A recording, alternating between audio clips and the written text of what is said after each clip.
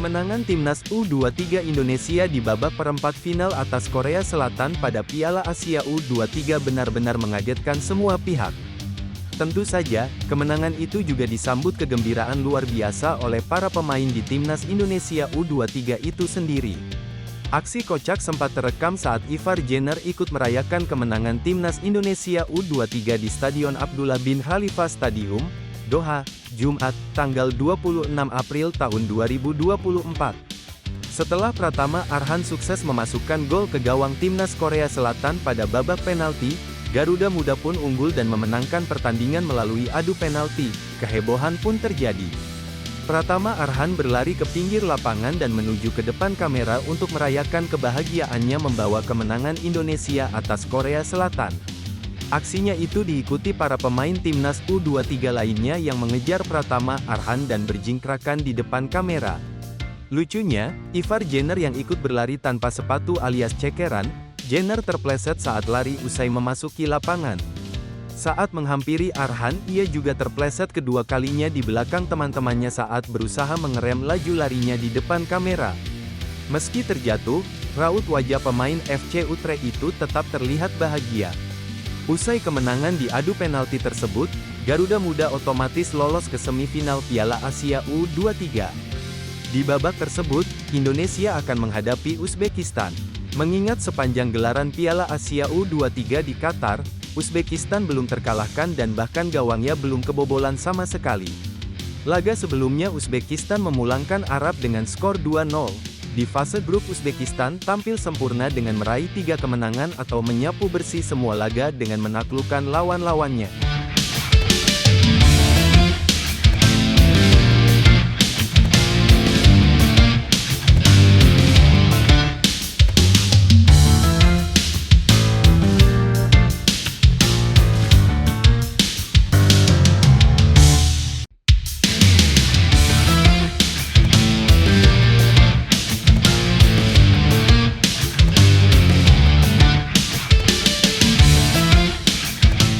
Media asal Malaysia, Makan Bola dan Semuanya Bola, menyoroti kemenangan Timnas Sepak Bola Indonesia U23. Sebelumnya Jumat, tanggal 26 April tahun 2024, Timnas mengalahkan Korea Selatan di babak perempat final Piala Asia U23. Media Semuanya Bola melaporkan hal ini melalui artikel berjudul, Piala Asia B23, rekor bersih 40 tahun Korea Selatan lebur di tangan Indonesia. Dilaporkan bagaimana untuk pertama kalinya Indonesia berhasil lolos ke semifinal turnamen itu. Untuk pertama kalinya sang Garuda berhasil lolos ke babak semifinal setelah sukses mengalahkan Korea Selatan U23 pada babak semifinal turnamen di Stadion Abdullah bin Khalifa, Qatar, demikian laporan media tersebut.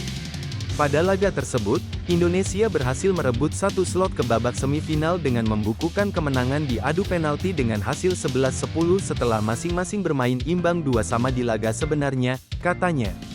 Media ini juga menyebutkan rekor bersih Korsel selama 40 tahun ke pentas Olimpiade harus dijegal oleh Indonesia. Digunakan kata-kata seperti Indonesia merusak sejarah. Tradisi mereka yang selalu lolos ke pentas Olimpiade, akhirnya dirusak oleh Indonesia dan tentunya akan tercatat dalam sejarah sepak bola tanah air di kalangan pecinta sepak bola di sana, tambah media tersebut. Sementara media Makan Bola menyoroti bagaimana Malaysia harus mencontoh Indonesia. Ini terlihat dalam melalui artikel berjudul, Indonesia dominasi perlawanan tewaskan Korea, Malaysia wajar contohi jiran. Berdasarkan statistik pertandingan AFC kemarin, Indonesia berhasil melancarkan 21 percobaan dengan 5 diantaranya tepat sasaran sedangkan lawan hanya mencatatkan 2 percobaan akurat sepanjang 120 menit, lapor media tersebut.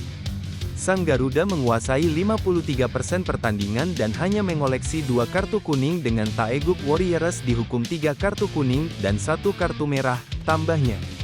Keberhasilan wakil Asia Tenggara ini patut menjadi pembelajaran bermanfaat bagi Malaysia yang harus menelan kenyataan saat terdampar di babak penyisihan grup.